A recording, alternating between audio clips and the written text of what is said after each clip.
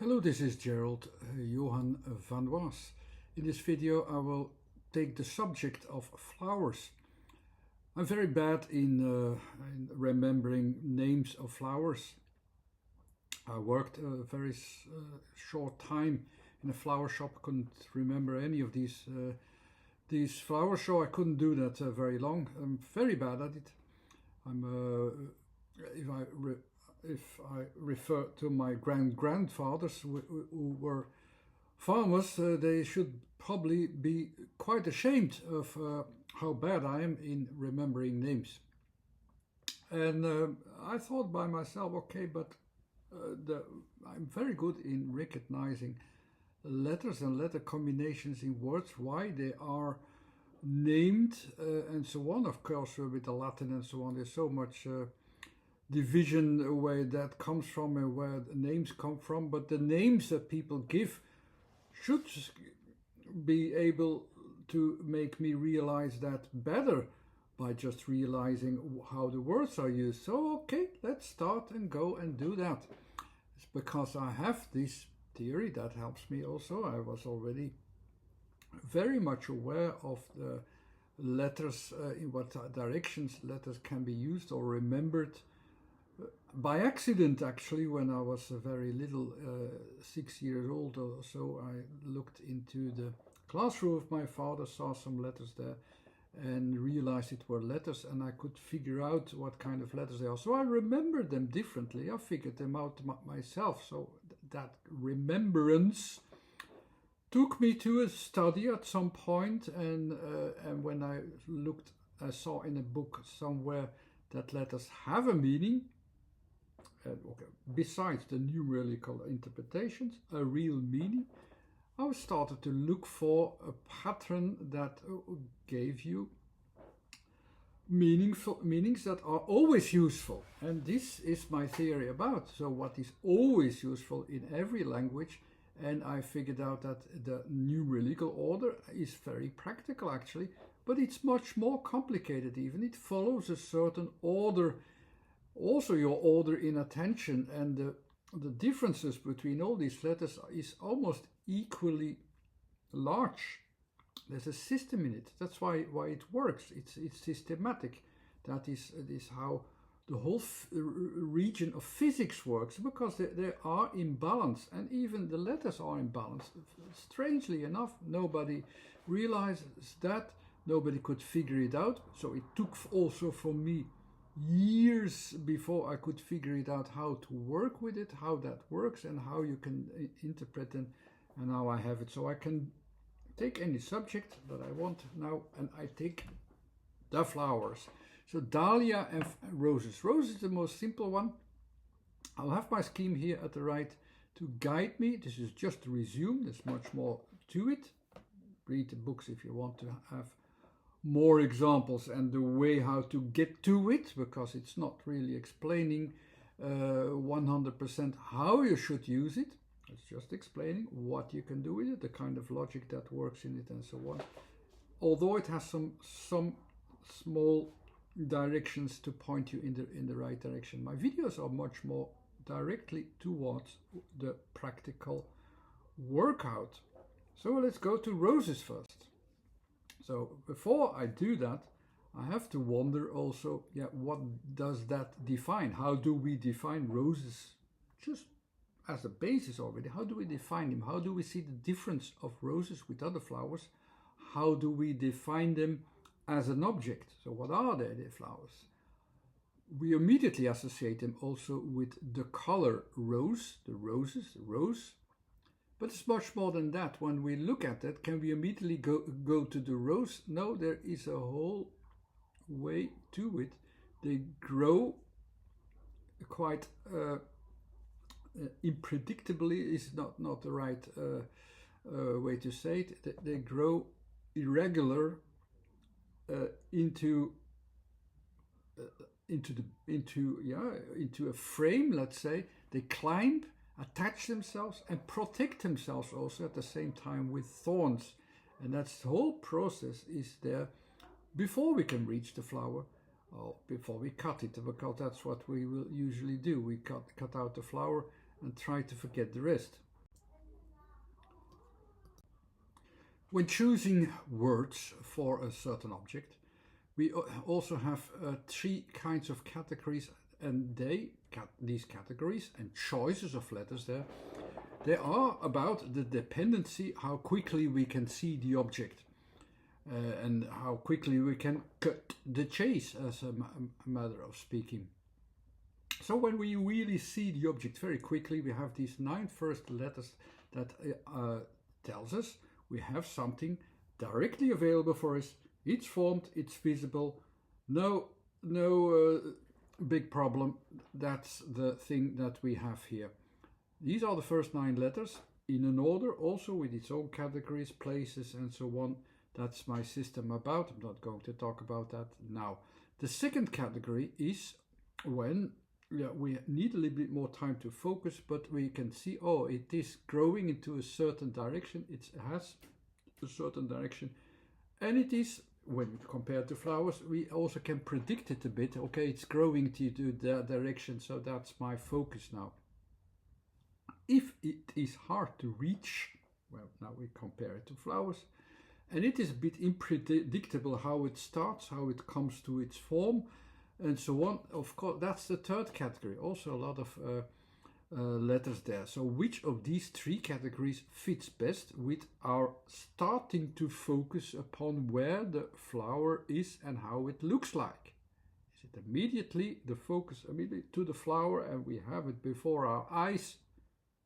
Or is it more, okay, we see it growing, like grass it is as well, for instance. We see it growing and it grows into directions. And that's why most of our attention goes to these directions. So, oh, it goes to that direction. Or is it more like this, hard to reach, unpredictable? Of course, you know already the answer.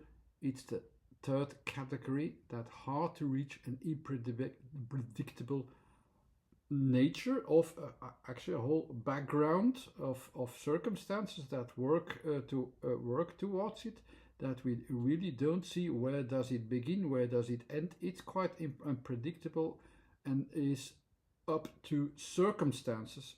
It's dependent from circumstances. That's the last category, completely dependent of context and circumstances where the flowers will appear. And there, in that region of what I usually call context, let's now call it the unpredictable background, there it will find an attachment. What is a letter which describes this? This is only one letter that describes this kind of nature, and that's the letter R. The letter R, you can see it, read it there already. It looks for material at the edges, at the borders. It looks for it and it attaches itself there. Okay, but where will it attach itself? Now we go back to these categories and we will quite quickly find the next letter. Will this further be an attachment to even more unpredictable nature?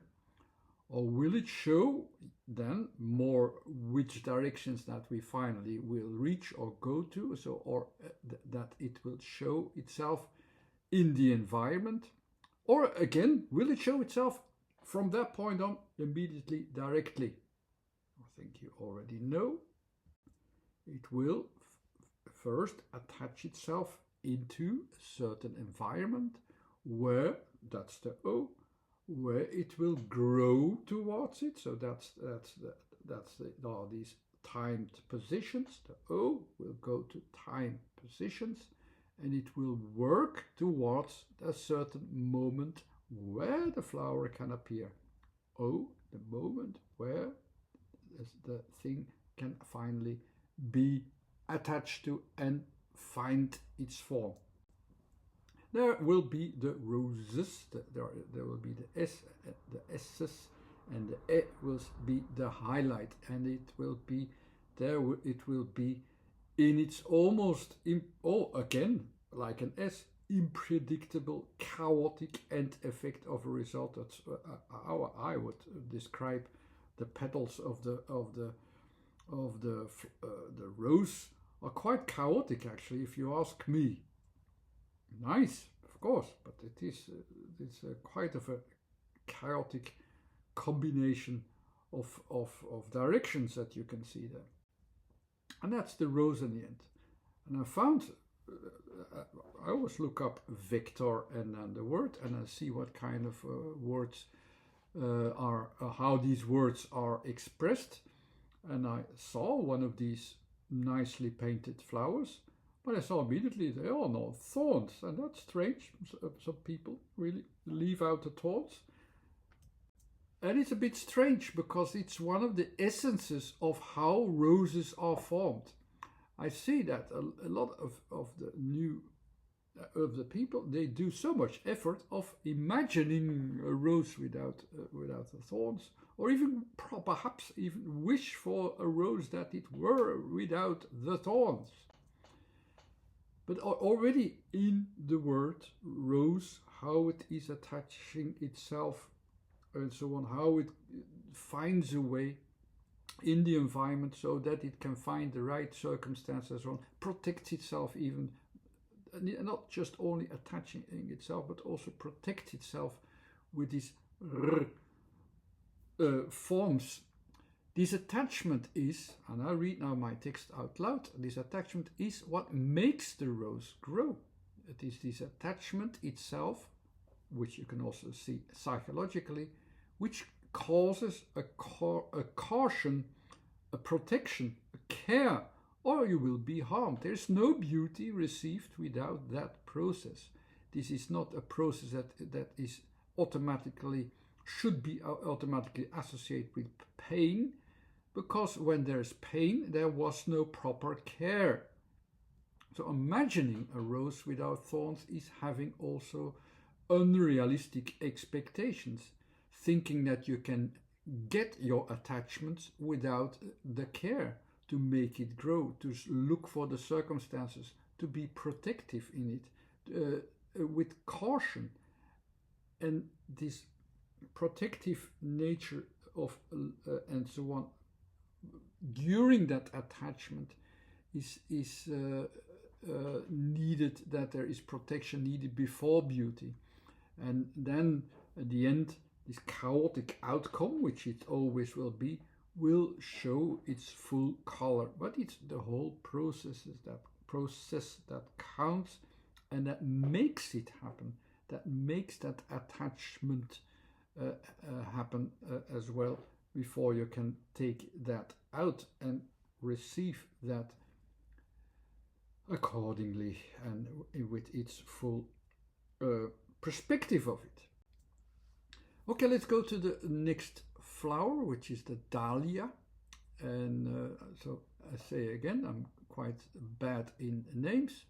Okay, maybe after this video I will always remember the dahlia, how it looks like, but how do we really recognize it? Can we immediately embrace the flowers as well? In this case, or without much attention to a whole path that we need to go through before we can reach the final end product? And what does it really makes it so different? So here are some dahlias. I randomly picked them from the internet, and you immediately see certain things that stand out in its form. For me, as an outsider, I'm the really not so developed person for as a farmer or as someone who as a biologist or whatever. I'm really the outsider who knows nothing at all, and I can't even remember the names. What I see is as how it looks like. I see, okay, we have immediately a center, and around that center there are different pockets, almost pockets of air that also asks our attention. And this combination of a center with different pockets with centers of its own makes it, for me, very different. That's what I immediately recognize in it. Is that correct? Is that what is the reflection of dahlia? Let me know. I don't know. I'm the outsider. I'm the idiot here. So I have no clue at all if I'm recognizing the right thing. But of course, I will go to the confirmation via the letters. Is that also described in the letters? Let's find out. I leave the scheme out because that makes it a bit complicated. If you really want the scheme, go back to the scheme. So the first thing is of course that center. Indeed, you see immediately its center. This is the way how the A is presented in its most easy form. That's what you see, and that's the first thing you see. So that's correct. As an environment, it's not the first letter, but because the first letter actually, so the vowels are always let's say the space, and the consonants are more like the physical thing that happens in that space. So we already have that space, so that was correct. But from that space, something was already happening before, even in a time frame. Something happens from the center onwards, which is that growth process that clearly goes from the center, starts from the center. And a start from a growth process from the center, you can read out in my scheme, is the letter D. So D and A combined are indeed still what I'm seeing. From the center onwards, the growth process starts. Next thing is the H.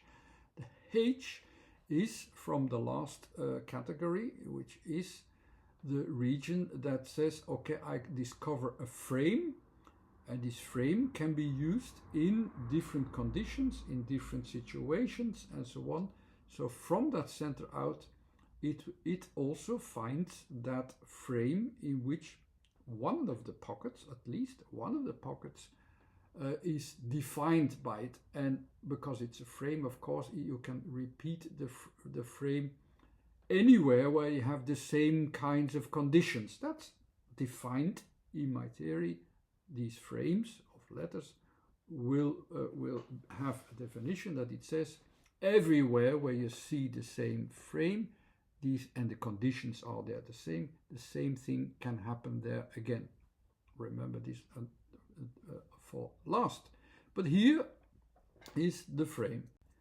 In this frame there will be the letter L, which is correct. L means I have here a formation process going on that in a slightly irregular way finds its way to form a physical form. That's the letter L. So indeed, in this pocket frame, that is one of the petals. E and A are a bit different, so I take them a bit apart because this is a different focus. My focus in the word is already DAHLIA. So I go to the IA now, from L to IA, but the IA is that second focus. Even in my mind I do that. It's not DAHLIA, it's in two parts. So now I go to the IA.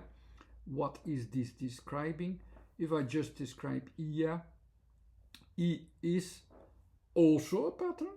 We have another pattern, a focus of a pattern, which says, okay, I will find the pattern somewhere inside, and I put that inside again a different center. A different center. I have another pattern to put into that different center. That center, we already know where it starts. It starts in the L.